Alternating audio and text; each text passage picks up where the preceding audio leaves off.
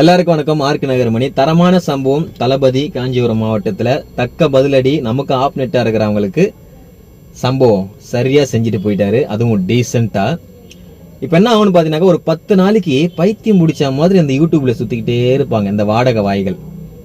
ஏன் அப்படின்னு பாத்தீங்கன்னாக்கா, இவரு வந்தமா பேசினமா போனமான்னு அப்படி இருந்தா ஓகே, பரவாயில்ல, நம்மள மாதிரி.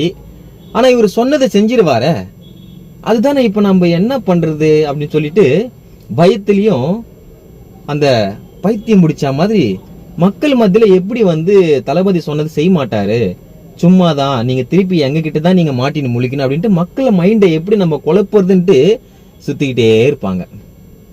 சொந்தமா வீடுன்றாரு, வீட்டுக்கு ஒரு வாகனம்ன்றாரு, நிரந்தர வேலைன்றாரு, மாதந்தோறும் நிரந்தர சம்பளம் அப்படின்றாரு, பெண்களுக்கு பாதுகாப்பு வேற சொல்லிட்டாரு. இதெல்லாம் ஒரு செஞ்சிருவாரு அப்படின்ட்டு அந்த பயத்திலேயே என்ன பண்ணுவாங்க, மக்கள் மைண்டை குழப்பறதுக்காக யூடியூப்ல சுத்திட்டே இருப்பாங்க அந்த வைரஸ் மாதிரி. நம்பிடாதீங்க. சோ இவங்க பைத்தியம் எப்ப தெரியும் அப்படின்னு பாத்தீங்கன்னாக்கா, ஜனநாயகன் படத்துக்கு தெரிஞ்சிடும். ஏன்னா அப்போ அந்த படத்தை விமர்சனம் பண்ணும் இல்லையா, இதுதானே இவங்களுக்கு வேலை. ஸோ அதுதான். இப்போ எனக்கு என்னன்னு பாத்தீங்கன்னாக்கா ஒரு டவுட்டு, தளபதி மாநாடு போட்டாலும், மீட்டிங் போட்டாலும், மக்கள் சந்திப்பு போட்டாலும், அவரு ஒரு மேடை போட்டு பேசினாலும், ஸோ ஆர்ப்பாட்டத்துக்கு போராட்டத்துக்கு எங்க வந்தாலும் தளபதிக்கு கூட்டம் ஏன் கூடுது? தமிழ்நாடு முழுக்க ஏன் பேசப்படுது? அதுவே வேற கட்சிக்காரங்க போட்டாங்க அப்படின்னாக்கா, ஏன் அந்த கட்சிக்கு, அந்த கூட்டத்துக்கு, அந்த மாநாடா இருக்கட்டும், மீட்டிங்கா இருக்கட்டும், எது வேணாலும் இருக்கட்டும், அங்க ஏன் கூட்டம் கூட மாட்டேங்குது? ஏன் அது மக்கள் பார்க்க மாட்டேங்கிறாங்க? ஏன் அது வைரல் ஆக மாட்டேங்கிறாங்க? என்ன விஷயம்?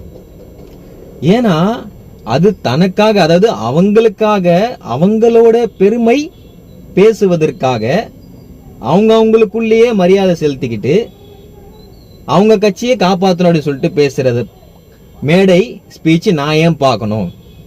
மக்களுக்கு என்ன பிரயோஜனமா இருக்கா அதை தான் நான் பார்க்க முடியும் அப்படின்னு சொல்லிட்டு மக்கள் என்ன பண்றாங்க, அது அவங்க அவங்க பெருமைக்கு அவங்க பேசிக்கின்னு அவங்க மேடை போடுறாங்க, நாங்க ஏன் பார்க்கணும்னு சொல்லிட்டு மக்கள் பார்க்க மாட்டேங்கிறாங்க.